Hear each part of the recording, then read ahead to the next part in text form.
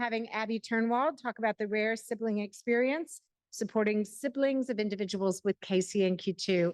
Can you please welcome Abby Turnwald?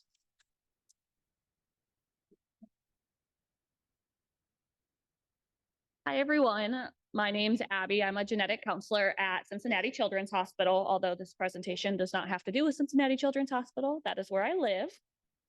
Before I start, I just wanted to thank Scotty and the KCNQ2 Alliance for having me here today.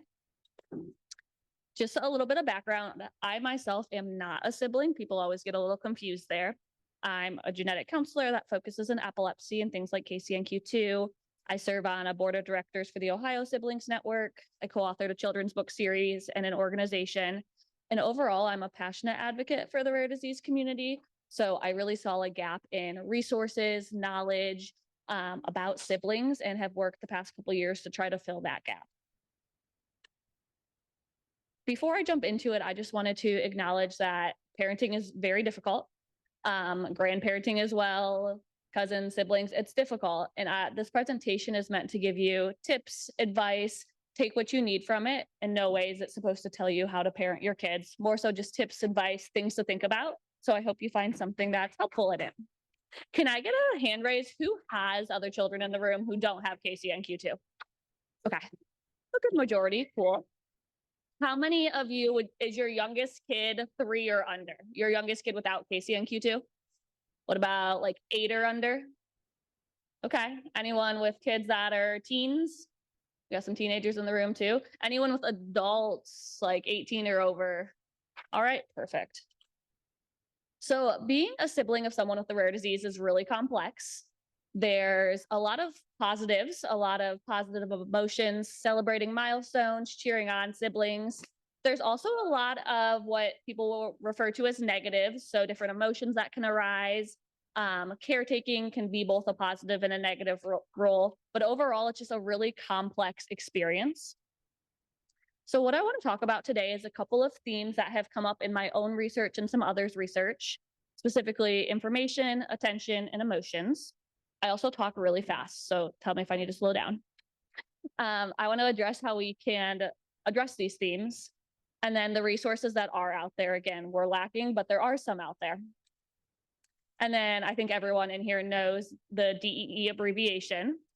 AS is Angelman syndrome. That's a field that I've done a lot of sibling work in. And then rare sibling is the sibling to the individual with a rare disease. There is not any specific research on siblings of individuals with KCNQ2. So this presentation encompasses other rare disorders and other epilepsy conditions as well. So starting with theme 1, information. Siblings start seeking information at a really young age. I think the person who introduced me, whose name I cannot remember, talked about how her child caught on to swear words at a really young age. So siblings are seeking information and they're having questions. But what siblings often experience is the symptoms. So things that they can see, seizures, developmental delays, things they can see, but they're often lacking information on things like the cause of symptoms, how they could progress over time, what will happen in the future, and then how to talk to others about the diagnosis. So for many siblings, if they haven't had these conversations, what they're experiencing can be really surface level, and it's hard to recognize or realize that. These are questions that siblings of kids with Angelman syndrome ask about symptoms. Why does she make sounds instead of words? How does Angelman syndrome work in your brain? Why do they have trouble walking? Why does he sometimes grab at me? So if you can see the ages, all of these siblings are 10 or under. So these are really young siblings having these questions that can be more complex. If you think about this in terms of KCNQ2, why do they have seizures? How do seizures work in your brain? Why can't they walk? Why can't they talk? Things of that nature are questions that might come up a lot, and siblings might not always feel comfortable asking these questions. This research study, siblings ask these questions to me, not to parents, so they might not have felt comfortable asking these to their parents. And then questions on the future. Is there a chance she'll be healthy one day? Will she ever talk?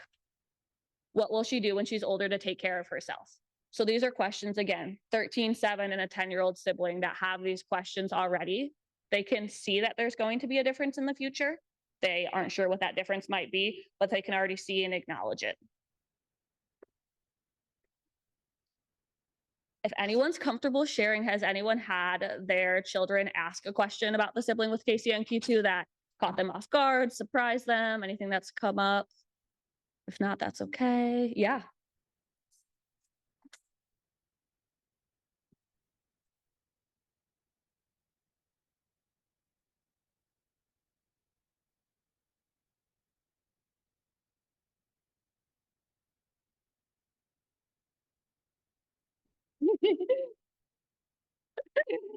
Yeah.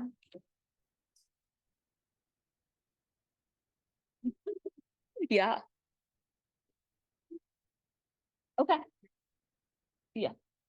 Yeah. Siblings often, that's something that comes up a lot, is what will happen in the future when the parent's not around. Some siblings might even say, like, I'll take them in, they'll be in my house. And those things might catch you off guard and honestly make you pretty emotional, but that's conversations that can come up a lot. Information is powerful. Parents get information at the diagnosis. Hopefully, you had a good diagnosis experience as best as it could be and got information. Siblings don't have that opportunity. They're not there when the diagnosis is presented. They're not there to ask questions. If they don't get information, a lot of different things can happen. So, one, they might develop misconceptions. A couple examples: we had 3 out of 80 siblings with Angelman syndrome who thought they had a chance of getting Angelman syndrome, whether they thought it was contagious or that they might not have developed the symptoms yet. They had that thought in their head. And then this is a sibling of an individual whose diagnosis was not disclosed. I think it's because she got out of the tummy the wrong way or she was born too late. That's why she got it. So a misconception about how the disease actually occurs can happen as well. With things like seizures, siblings might think that they cause seizures, whether it's a loud noise, talking loud, a light. There definitely can be triggers to seizures.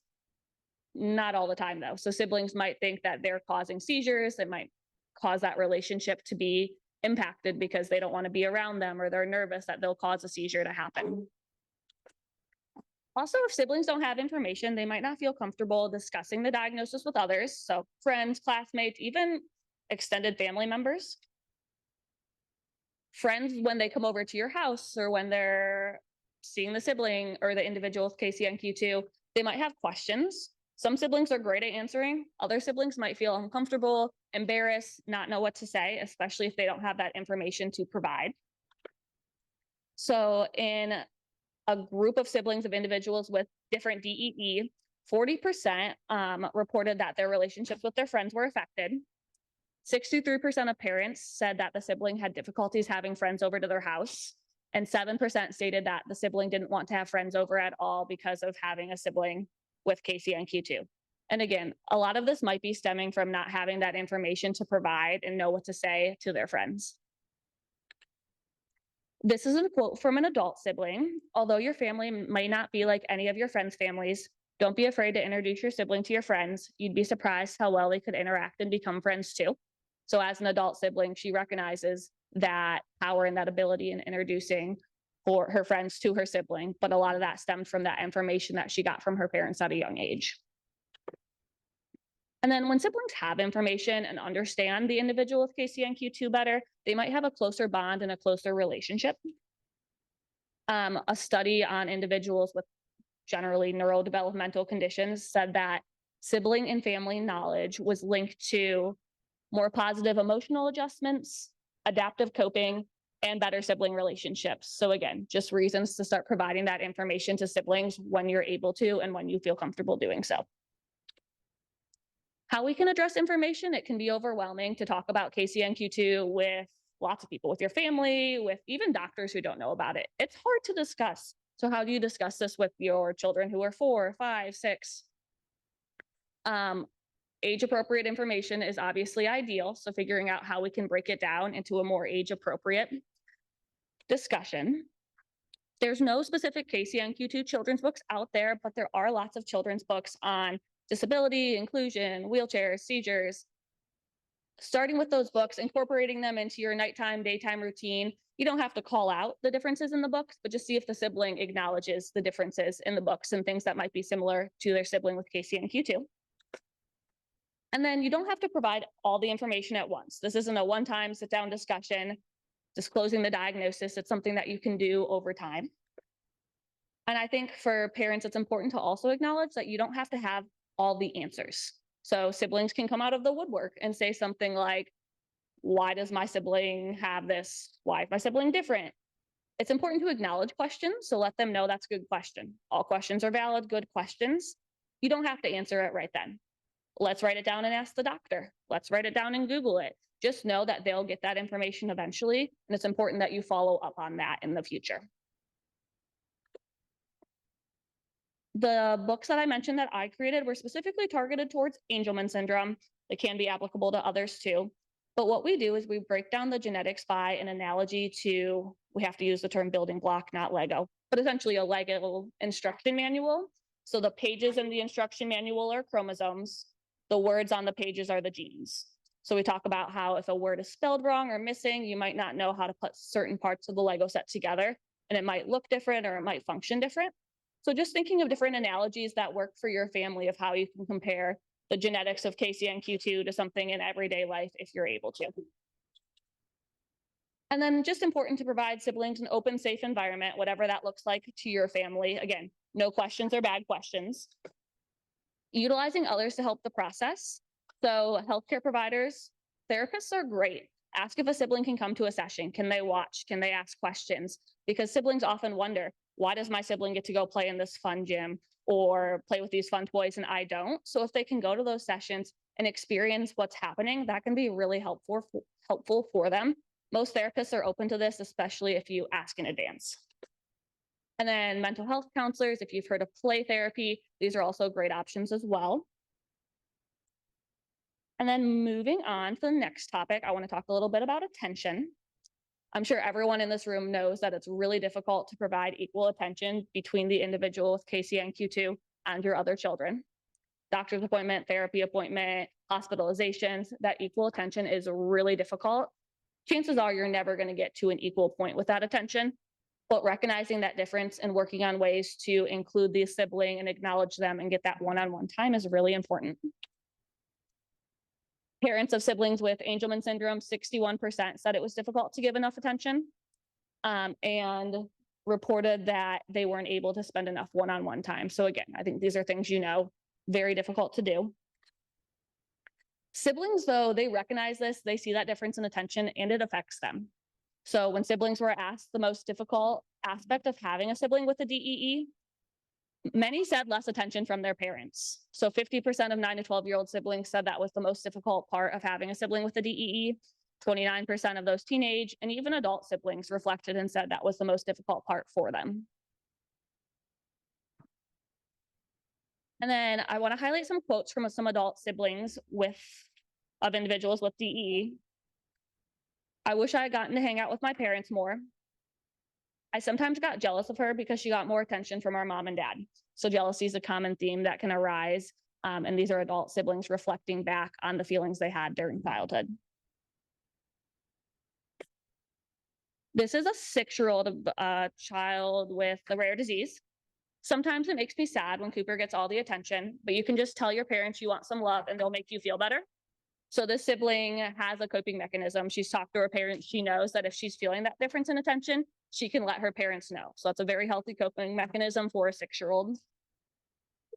And with that, talking about addressing attention, finding small ways to include siblings into daily routines, and those small moments can be really impactful. They might not seem like it at the moment, but when the sibling goes to bed at night, they're often thinking about that moment they got to spend with just their parents. It's hard to do, but if you can make it happen, it can be really helpful. Some ideas or ways that other parents have found is taking advantage of downtime while children are at therapy. So if you are able to make a Starbucks, McDonald's run, doing something while the child's there with just the other sibling can be really helpful. If you can't leave the therapy appointment, bringing activities that you're engaging with your other child instead of each engaging separately, figuring out ways that you can engage together, whether that's bringing a board game, bringing a coloring book, something that you can do together in that 20, 30 minutes can be really impactful. And then taking sibling on routine errands. I know we all hate grocery shopping and running errands, and taking a child seems awful, and that might be your time to have that alone time for yourself. If you can do it every now and again, it doesn't have to be every time you run an errand, every now and again, bringing that sibling, letting them have a special moment with you, getting lunch after, something quick, just so they have that one-on-one time. And then if you're ever able to take off work early, pick the child up from school early, that can be one of the most significantly impactful things for sibling, is knowing their sibling's not getting picked up early from school. This is something that's special, different for them. And then, like that quote said, if you can find a way to let siblings know if they're feeling left out, if they feel like they're invisible, to come to you. I have a friend whose sibling had cancer as a child, and she said when she was 5, one day she came home and said, "Does anyone even know I'm alive?" Because her sibling was being so cared for and had all these people acknowledging her, doing things for her, that she felt so left out that she didn't even think people knew she was around. So letting siblings know that if they feel that way, they can come to you. And then the last thing I want to address is emotions. So again, it's quite the emotional experience for siblings in a lot of different ways. Many research studies have found that siblings have a higher incidence of mental health diagnoses than siblings of neurotypical children. A lot of siblings feel really, really intense emotions and don't want to burden parents with their emotions. So they see the parent keeping it cool, not showing their emotions. So siblings don't feel comfortable showing their emotions. They know you have a lot going on. You seem stressed. You would just add one more thing to their plate, or they would just add one more thing to your plate. And they don't want to do that because they know that you have so much going on. They don't want to be a burden. When siblings hold in these emotions, though, kind of similar to all of us, it can lead to withdrawal, anxiety, depression, behaviors. So I challenge you that if your unaffected child is having behaviors, they're having difficulty at school, they're feeling withdrawn, reflect and think, could that be something to do with having a sibling with a rare disease? It's not the top thing that comes to your mind if a sibling's having these issues, but just something to think about. Is there something in their life that has happened with the child with KCNQ2 that could cause these emotions to come out, cause difficulty in school? And then depression, anxiety, these emotions siblings feel can manifest in a lot of ways. So siblings of individuals with DEE report feeling down and unhappy, grumpy, not enjoying things, tired. And the youngest siblings on this graph are 9. So even these 9-year-olds report feeling irritable and grumpy and not enjoying things in life. And then some quotes from some adult siblings. "It scared me and caused me a lot of stress that I did not believe I should share with others. I kept it to myself and it made me shut people out. I was a child, so of course I spent countless nights up crying, wondering what would happen if I never saw my sibling again. It was hard." So siblings reflecting on what it was like as a child, they acknowledge how hard it was, especially in circumstances that they didn't have that open relationship with their parents to talk about these emotions and to cope. And then a nice study done by Rare Revolution magazine, if you're familiar with them. 50% of young siblings, 72% of adult siblings said that having a sibling with a rare disease impacted their mental health. So siblings acknowledge that it does impact them on a daily basis, impacts their mental well-being and their mental health. And some quotes from these siblings. So one sibling said, "It's hard work keeping my sister safe and well. It's stressful going to the hospital. I worry about her a lot." Another sibling said, "The most challenging thing is trying to stay calm when they hurt you, worrying about them when they are poorly or having a seizure or get hurt." So again, common themes: worry, stress, often come up for these siblings. How can we address these emotions? So a couple different ideas. One is it's okay to let siblings see your emotions. Lots of siblings have commented on the fact that my parent's not scared after a seizure, so I shouldn't be scared. My parent's not sad, so I shouldn't be sad. It's okay to let siblings see your emotions. It doesn't have to be like if you're crying and just really can't be there, but letting them know that that seizure was scary. I'm feeling sad. How are you feeling? So giving siblings that opportunity to see that others have emotions. It's okay for you to have emotions as well. A common theme in this talk is seeing a counselor, a mental health counselor. It's not something you have to do with a diagnosis. So you can do it pre having depression, pre having anxiety, to work on coping skills. So when you do have those intense emotions, you're able to work through them better. There are lots of therapists, counselors out there for even the youngest of children. So something to consider and see if it could be helpful for your sibling. And then educating siblings about coping mechanisms. This is things that have been done in schools more often, done in other settings as well. But again, if you can show them coping mechanisms that you use, it can be helpful for them to find ways to use it as well. Things like deep breathing. There's lots of kid-friendly deep breathing videos out there, especially on YouTube, like breathe like the ocean, or there's one that's like blowing out your hot cocoa mug. So looking on YouTube for some coping mechanisms that might work for your child, so they can have those in their toolbox for when they feel overwhelmed or feel stressed, that they're able to use those instead of having more unhealthy coping mechanisms or holding those emotions inside. Although we're highlighting a lot of the negatives and a lot of difficult parts of having a sibling, there are a lot of positives as well. These are, again, quotes from adult siblings. She's taught me how to love unconditionally, how to put another's happiness above my own, that the most important things in life are people, not things. Wow, where to begin? He and it, epilepsy, have taught me to appreciate, to value, to live life to the fullest, and the true meaning of being grateful. The career that I want to do is primarily decided through my brother. A harder upbringing than some makes you more empathetic and understanding to other people who might have problems. It has given me some skills that I otherwise may not have had. So there are a lot of positives. You can probably attest to these siblings are the ones to seek out someone alone at lunch or alone at recess, or someone that has different abilities. They're often the one to go up to them, to include them. Siblings are often more mature, and they are making decisions that are impacting others, whether it's, again, helping someone at the grocery store, finding other things that they can be helpful with. So many positives, important to acknowledge these positives as well and let the sibling know that you see them. And then resources. So again, resources are definitely lacking, but I want to highlight some of the resources that are out there and are available. Touched on children's books. If you have younger siblings, great to include these in your library. Joyfully Josie is written by a mom of an individual with a condition called Fox G1. You Are a Superhero Too is a specific sibling book. I Am Me from A to Z talks a lot about just disability inclusion, and it's more of like a workbook. And then the Abilities in Me series has a lot of books on a lot of different conditions. They have one specifically on siblings as well. So again, just including these, you don't have to say like, we're reading this because you have a brother with KCNQ2. We're just reading this book tonight, and then having a discussion of what do you think about that book, and seeing if they bring up their sibling at all, and it can spark some more discussion. Librarians are great resources too. There's lots more books than just these four. There's lots of lists online of inclusive children's books as well. And then there's an organization called Sibling Leadership Network. So they want to support siblings. A lot of their work is tailored towards adult siblings. However, they have chapters in each state. So our Ohio chapter has started SIB shops and is doing SIB shops. So going to their website and just seeing, is there anything specific in your state or any webinars can be helpful. And they also have a podcast for parents. And then the Sibling Support Project. So this is the project that runs SIB shops. Has anyone heard of SIB shops, or has anyone's kid done a SIB shop? Okay. So SIB shops are meant for siblings to connect with one another and to feel included, and to also talk about disability.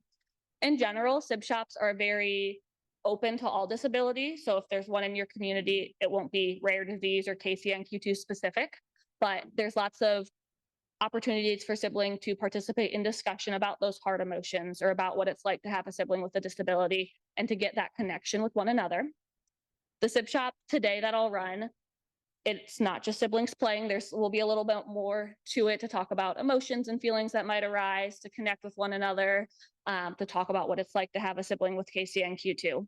So really tries to spark those discussions and just open the information, open the floodgates to allow siblings to have that information. And then stay tuned after the conference for the possibility of a virtual SIB shop. I'd definitely love to hear from you if that's something you think your child might benefit from, like a virtual monthly group with other siblings.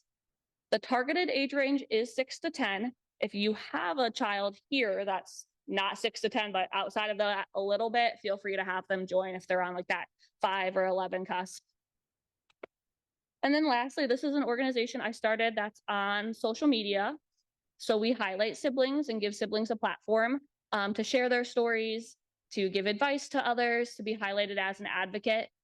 You can find us on any social media if you look at Rare Sibling Stories.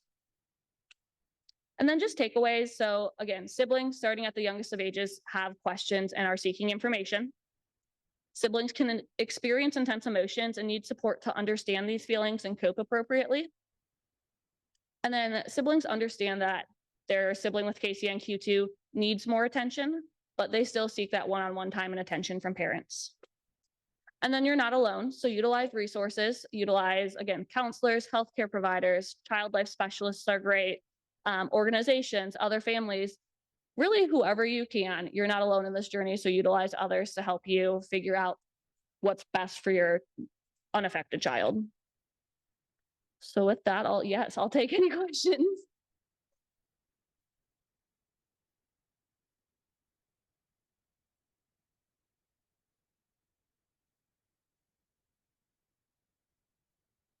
Yeah. So it can definitely, there's not a lot of literature on it, but it can be helpful if there's more than one child in the family without KCNQ2, as they have that opportunity to talk to one another, to talk about the diagnosis and to cope together. So it can be helpful. Not a lot of literature, though, that's specifically targeting it.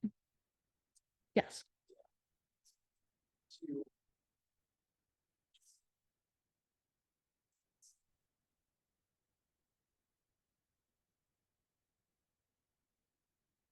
And I do acknowledge that it is hard, especially seeing those numbers earlier about having more children, if that's something that you wanted in life, that 10% risk of that germline mosaicism. So I'm a genetic counselor, so happy to chat about that with anyone as well.